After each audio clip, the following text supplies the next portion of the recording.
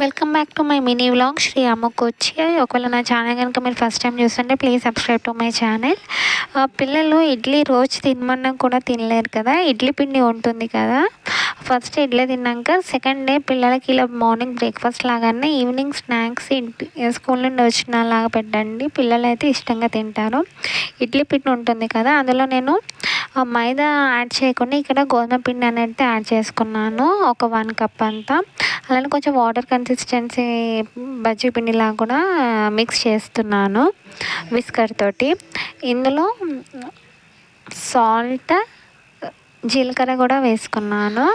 కొంచెం కలుపుకొని పక్కకు అనేది పెట్టుకున్నాను. పక్కకి పల్లీ చట్నీ చేసుకుంటున్నాను. పల్లీలోను పచ్చిమిరపకాయలు ఇట్లా వేయించుకుంటున్నాను. ఆయిల్ వేడయ్యే లోపల నేను ఇక్కడ ఆనియన్స్ కట్ చేసుకొని బజ్జీ ఇప్పుడు పునుగుల్లాగా అంటారు కదా, ఇడ్లీ పిండిలో మిక్స్ చేస్తున్నాను ఆనియన్స్. ఇట్లా అవసరం అనుకుంటే ఇందులో మీరు పచ్చిమిరపకాయలు కూడా పేస్ట్ ఇట్లా యాడ్ చేయండి. పిల్లలు డైరెక్ట్ పచ్చిమిరపకాయలు తింటే కారం అవుతుందని చెప్తే టైం ఉంటే మీరు చేయండి. నాకు ఇక్కడ టైం లేక నేను ఇక్కడ పచ్చిమిరపకాయలు ఇట్లా అనేది చేయలేదు. ఆయిల్ వేడయ్యాక లో ఫ్లేమ్ మీద పునుగుల్లా వేసి 2 సైడ్స్ కలర్ చేంజ్ అయ్యేంత వరకు గోల్డెన్ బ్రౌన్ కలర్ వచ్చే వరకు వేయించండి మీడియం ఫ్లేమ్ మీద.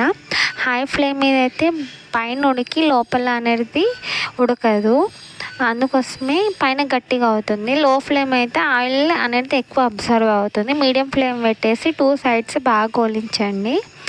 ఇలా కలర్ చేంజ్ అయ్యాక ఒక బౌల్లో తీసుకొని పిల్లలకి సర్వ్ చేస్తే మాత్రం అది పల్లీ చట్నీ తోటి ఇష్టంగా తింటారు. ఒకవేళ ఈ వీడియో నచ్చితే లైక్ చేయండి. Please subscribe to my channel. Thank you everyone.